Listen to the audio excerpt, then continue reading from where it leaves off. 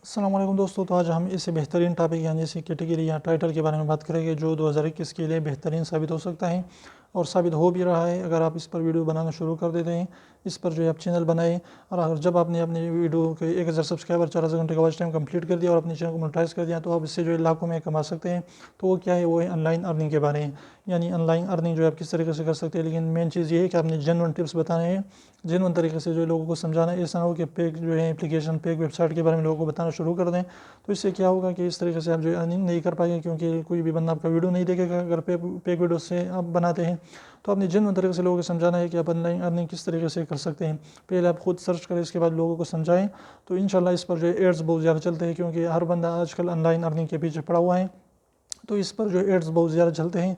तो अगर आप इस टॉपिक पर वीडियोस बनाते जाएंगे तो इंशाल्लाह आपको बहुत ज़्यादा इससे अर्निंग हो सकती है और आप अच्छे खासे इनकम कर सकते हैं। लेकिन आप मेन चीज़ ये है कि आप जेन्युइन तरीके से कंटेंट बनाना शुरू कर दें। तो उम्मीद करो छोटी सी वीडियो को पसंद है। वीडियो पसंद है तो प्लीज़ वीडियो को लाइक कर दीजिए, चैनल को सब्सक्राइब करना ना भूलें और रेड सब्सक्राइब को जरूर दबाए। बिल्कुल एक भी इसका पैसा नहीं लगता।